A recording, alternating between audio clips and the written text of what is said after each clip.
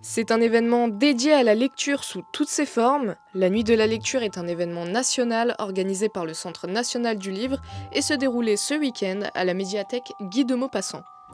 Les Saint-Quentinois ont eu l'occasion de découvrir de nombreuses activités autour du thème de l'année, qui est la peur.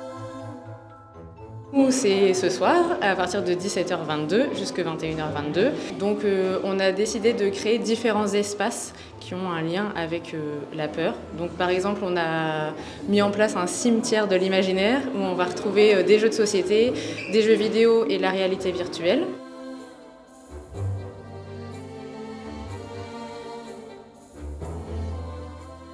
Ensuite, pour les adultes, on a créé un sombre manoir où un auteur de thriller, donc c'est Barbara Dilly, sera là pour animer un atelier d'écriture. Donc ils vont faire un cadavre exquis. Et puis des collègues seront là pour partager des lectures de pleine lune, donc des extraits d'histoires qui font peur.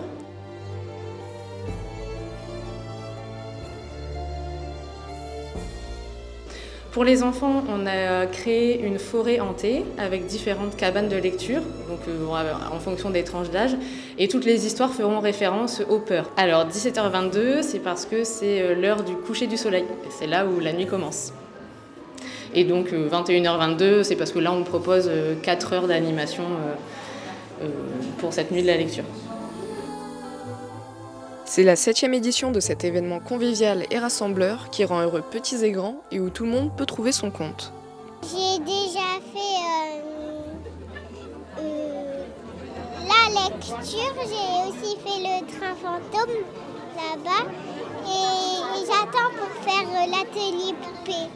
Je pense que c'est une bonne soirée, qu'il y a des jeux, tout ça, c'est des bonnes activités pour les enfants et que ça va, c'est bien. Depuis ma jeune enfance, je suis adepte de l'horreur. Dans tous les films d'horreur, on a vu qu'il y avait des DVD sur les tables, de ça, d'Halloween et tout ça. C'est une belle initiative. Les Nuits de la lecture sont l'occasion de proposer des rencontres, des échanges et des animations en bibliothèque, réaffirmant ainsi la place essentielle du livre et de la lecture auprès de tous.